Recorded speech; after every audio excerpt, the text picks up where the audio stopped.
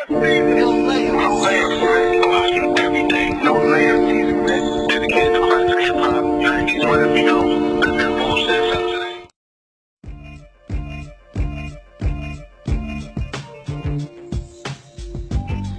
yo, what's going on, y'all? What up, what up, what up? Welcome Welcome to Illigan's Island, to Island. dedicated to the golden era. Today we chopping it up, 5 mic classic debate, Nas, It Was Written.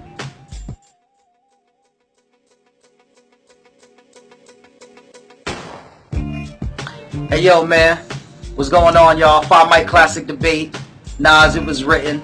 Your boy Illigan, Big A in the building, per usual. We got a special guest in the house tonight, the homie Karev, representing heritage hip hop, y'all. Word. Give it up, give it up. Word. Welcome.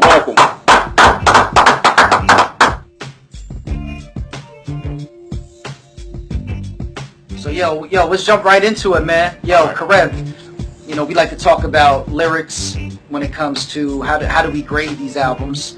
And just to give everybody a little context at home, you know, back in the days, you're familiar with this, Ace familiar with this, the Source magazine, it gave 5 mics, it didn't give 5 mics. Sometimes we'd be scratching our heads like, yo, how did this not get 5 mics? Or you'd be like, yo, that got 5 mics? Like, yo, I'm not going to say no names, but you just be like, yo, how did this album get 5 mics? There's just no way. And the frustrating part is somebody who's gone back and done the research is there was no criteria. They just, you know, based an opinion, and it was just kind of like a stream of conscience. But they never laid down, you know, rules and regulations. They never had any criteria. So we like to have criteria. That's right. One thing that we grade albums based on is lyrics, similes, metaphors, storytelling. Another word I like to use is thought-provoking. I just remember like listening to Nas in particular, like yo, facts. I remember asking my mom, what does this mean? And she would say, go look it up in the dictionary. So like, you know, just that alone to me just shows you, you know, the power of lyrics. So when we talk Nas, It Was Written, what's your grade? 5. Okay. Everything I'm gonna put for this album is a 5 straight down. Wow. It Was Written is a bona fide classic album. Word. It was written. You want to go lyrically right now? Yeah, just lyrics. Yeah, just lyrics. All right, so strip away the beats, the sound. Lyrically, Just what he's saying. Lyrically, Nas painted pictures on this album.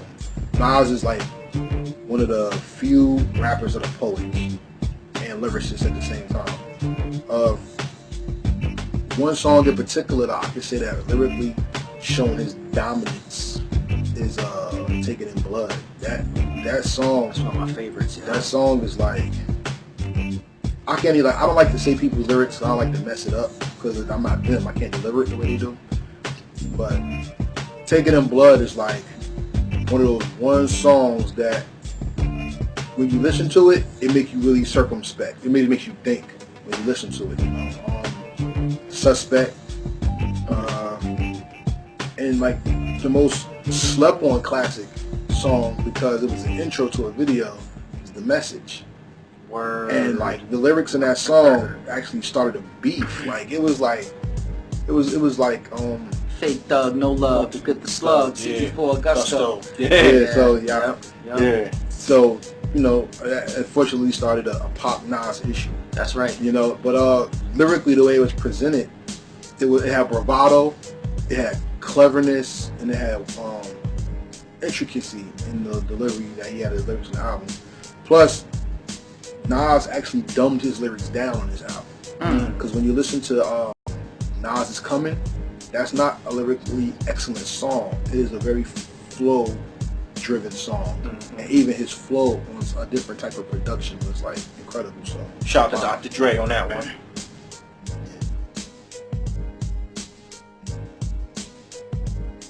Next one, is production.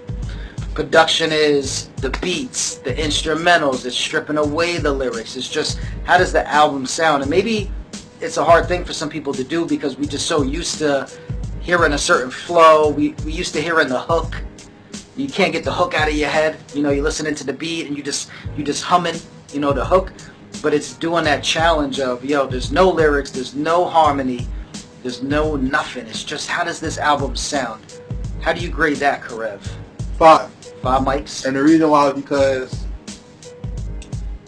it's a thematic album.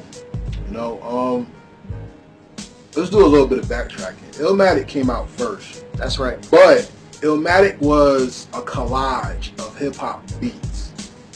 It was designed by the track masters. So it had one team that didn't do the whole album, but they basically skeletonized and formatted this album.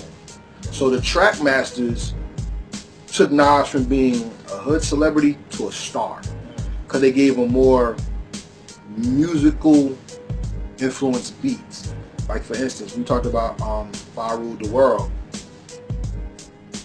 They sampled Houdini, you know, Friends. You know what I'm saying? Right. But the beat was more, you know, symphonic. It wasn't just boom, boom, boom, boom. You know what I'm saying? When you listen to Suspect, still, like, it's a little hip-hop-ish, but it had more to it. You know what I'm saying? Mm-hmm. Production-wise, I say this was a 5 because the framework of the album was different. Illmatic, to me, to piggyback off of this, like I compare it, because usually we talk about Nas, we talk about Illmatic versus It Was Written. Illmatic was like a Marvin Gaye album. Marvin Gaye is the first artist to ever have a mixtape as an album, and that was the Mercy Mercy Me joint, the Ecology and all that. Ecology, yeah. That was like a mixtape because every song flowed right into each other. Illmatic was like that. It was only 9 tracks. It was like a mixtape. It was like, okay, this beat, I got this beat, I got this beat, I got this beat. It was Nas's first real album. You know what I'm saying? And it was a work of art. So production wise, from like the use of the drum kicks to going mainstream, I give track masters Tone and Polk. I give them they love, like 5.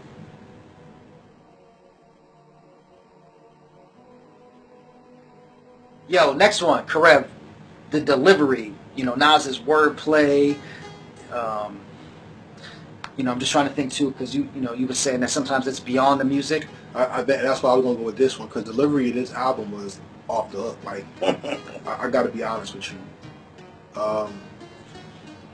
Okay. First things first. Delivery, packaging. Illmatic, once again, it's always compared to it, had the Boy. That's it had right. The projects with the Boy on it. Then it had the Man on it, so it showed maturity, maturity in the sound. Great point. Then the first thing that you listen is the first video, If I Ruled the World, is the message. He's getting pulled over by a cop, and he's like, "Yo, things are good. Like, I'm alright." The cop comes, and then reality hits. Still a black man in America. If I Ruled the World. Then, you know, after that, you got the casino joint, Street Dreams. You know what I mean? With the pink Nas originating the pink suit. Word. With the boy. You know what I'm saying? Word. Even the Street Dreams remix with R. Kelly, it was more built upon hood reminiscent and thinking of better things. You know what I'm saying? This album is delivered also is solidifying Queens, because it had Mobb Deep and Nas together, Wild Nigga Rap. Yeah. You know what I'm saying? Right. Yeah. It did a lot for the game as far as that. And when it comes to delivery, I would have to move that to impact and legacy, the further points I like to say. But as far as how the album was delivered to the public and what it stood for, this was actually a changing of the guard when it came to presentation in hip-hop. Okay. What do you mean? Elaborate. All right, presentation of the guard. Like I said, that's for more impact and legacy, but this Nas, how can I put this? Because he's not the first. But Nas is a staple in creating the mafioso era of hip-hop.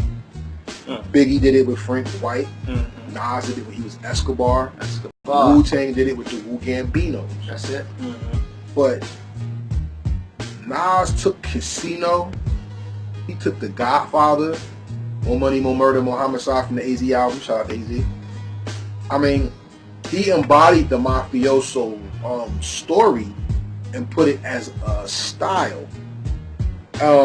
And people ran with it. You know what I'm saying?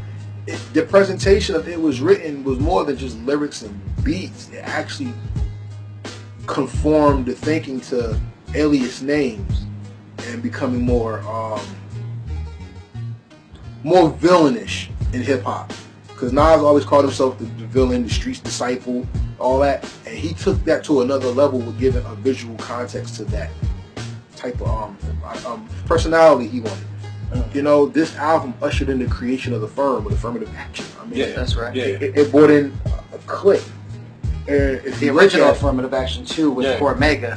yeah, Because he didn't get to make it onto the Firm album. Nah, yeah, which is crazy, and I don't even want to talk Crazy. about that. That's Yeah, that bananas. is- that is But the right. bottom line is, the Firm, and like I said, the presentation and delivery, the Firm is the first clique where every artist put out a solo album after being introduced on a posse cut. Is there any other group that you know that did that? I mean, Wu-Tang. No, they came in as a group and were individual. These were individuals that came together and then released their albums that became smashes. Cormega is the underground legend. Foxy Brown is a staple in hip hop world with the females. Hell nah. Hell no. Nas is Nas, like, and AZ is one of the better Legend. MCs that nobody talks about because I don't know why. He's very underappreciated. Yeah, he's definitely underappreciated. And even if you want to argue, even Nature came out with something, and the Natural is like that's the name of the first song, I believe. And do you see what I see? Remember that? Wow. That song came off of that Firm Mafioso push. So as far as delivery, it brought something to the game when it was delivered. Yeah, that's interesting. So you got it 5 mics. Yeah.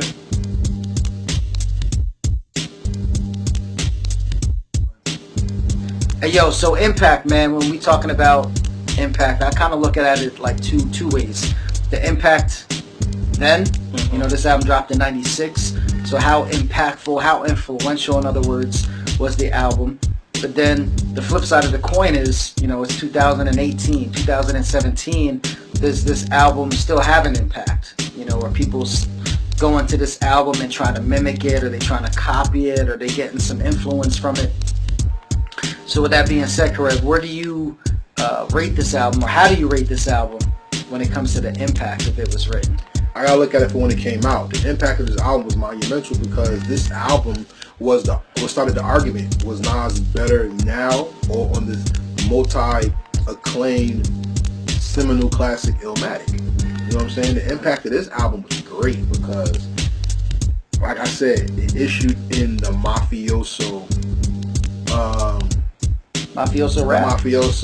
criteria and identity of hip hop. So, like I said, all the greats did it. You know, we had Iceberg Slim, which was Jay-Z. You had Frank White, who was Biggie Smalls. Then Wu-Tang had too many names. I ain't going into all that. Just and there's a side note for a lot of people for history reason. The movie Uptown Saturday Night. One of the gangsters in the movie, his name was actually Biggie Smalls in the movie. So that name alone already had gangster undertones in it. So Yeah, that's deep. yeah, for a lot of people who don't even know that, you can check it out. I know that. Wow. So he taught me something. And even, like I said, even with that, when it came out, impact-wise, you got to understand that hip-hop especially is this thing called the sophomore jinx, where your first album is your greatest album and your second album is complete ass wash. Okay? Nas destroyed the sophomore jinx thought because this album, the way people nowadays look at Kendrick Lamar with Good Kid, Mad City, and then To Pimp a Butterfly was like, oh my God, that's how people looked at Illmatic and it was written. So the impact of this album was like, once again, even when we talk about Outkast, it was a reinvention of an artist, and it came off with a seamless transition. It wasn't, oh, Nas philosopher, now me gangster. Nah, it was Nas transition from being a person who did an album to a person who created an album. You know, so the impact on this is long lasting. I mean, do people dig into it was written now? Yes. And the reason why is because whenever you talk about Nas, you still talk about this album. It's always Illmatic versus it was written.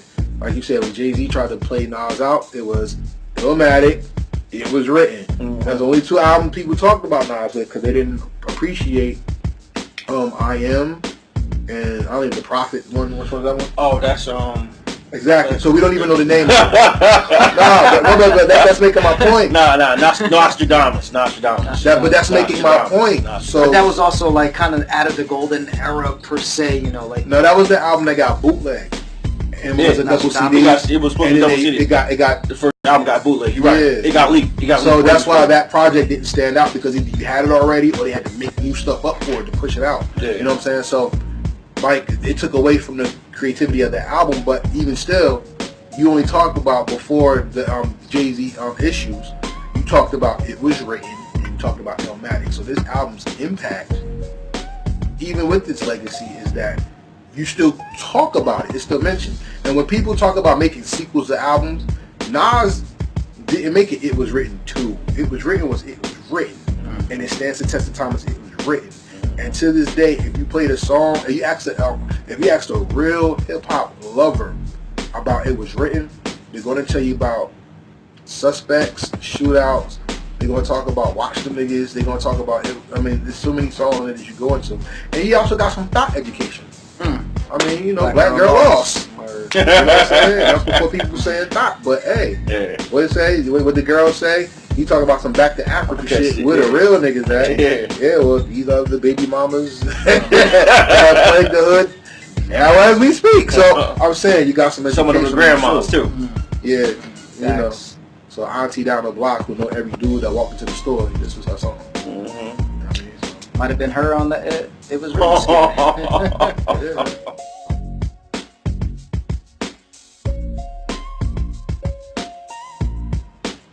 Yo, lastly, the legacy. You know, again, legacy is kind of that time capsule. What can we, you know, appreciate from this album? Sometimes, like, when I'm in the barbershop, you know, I'm getting my hair cut and these young kids come in there, you know, and I feel like sometimes they disrespect hip-hop. And I feel like the only reason they disrespect it is because they don't know it. You know, so it's like, what's that one thing that we could show them that would give them an appreciation? It's not saying that they're going to respect it too, because they wasn't born during that time. They wasn't in the streets. They wasn't in that era like we was. But what's that one thing or two things or five things that we could hand them just to say, hey, consider this, you know, like this album meant everything to us at this time, you know, because of this. So, yeah, what's your legacy grade, or how do you look at legacy? And then, you know, again, ultimately, what is your legacy grade? Nas, it was written. Correct. Oh, okay. Legacy, I'd give it a 4, because okay, the era died out. You know what I'm saying? The lyrics are timeless, but for what it represented, the era's dead. You know what I mean? Mafioso is pretty much... Alright, so hip-hop at the time was about hoods and gangsters, you know what I'm saying? Everybody took on the name of a famous... You got Lucky Luciano, you had Scarface, who was already in the game, but, you know, you had, like I said, Noodles, you had people taking on different mafioso names, and like I said, it just, that era died. But as far as the legacy, the album is going to be timeless, because like I said, it's still always mentioned. This album was one of the few albums that during the East Coast, West Coast beef, a West Coast producer got on the East Coast and God's track, and they were two big guys. So when you heard Nas is coming, that was Dr. Dre and Nas.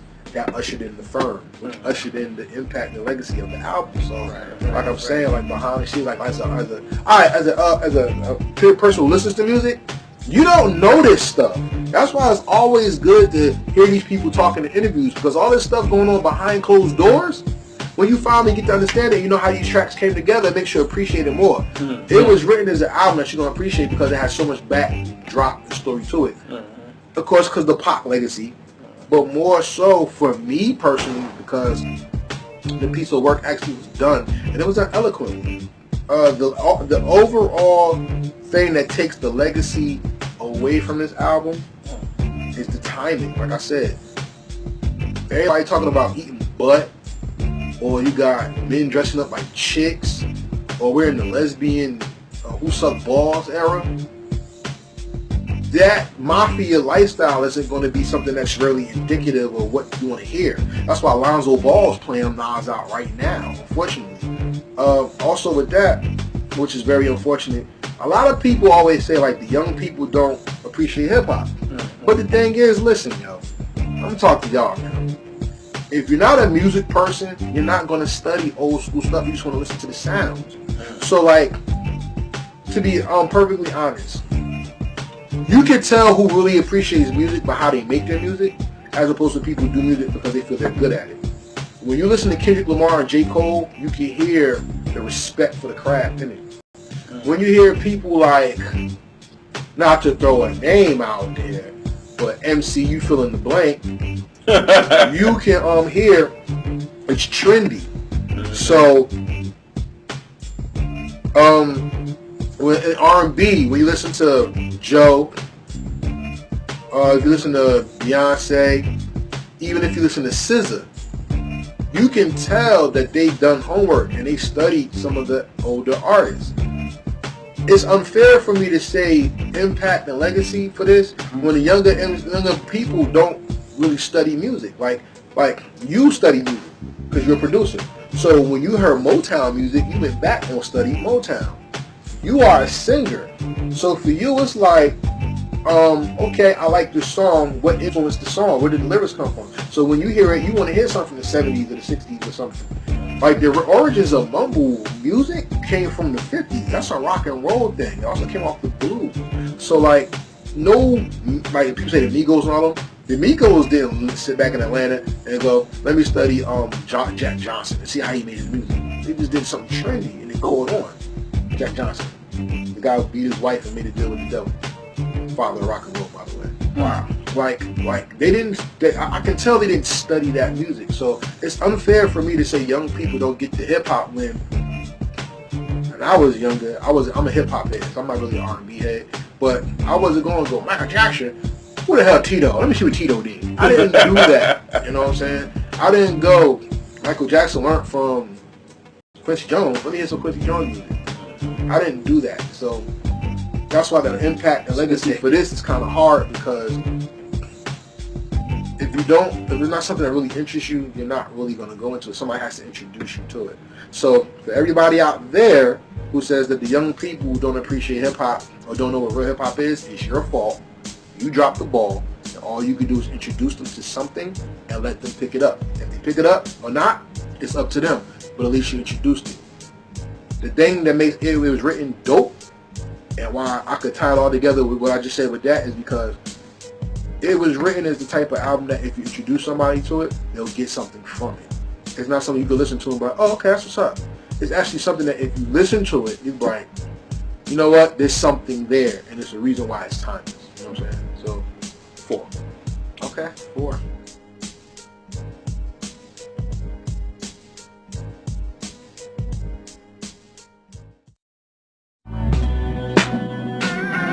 Latrell Sprewell, choke them now they wheezing, they not breathing.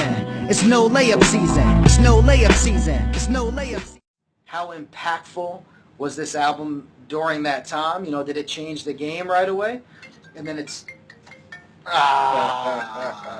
main one that told us to turn our records off. There you go, folks. There you go. Good job, Illigan. Ding, ding, ding, ding, ding, ding, ding, ding. Big A likes booty and I got booty calls.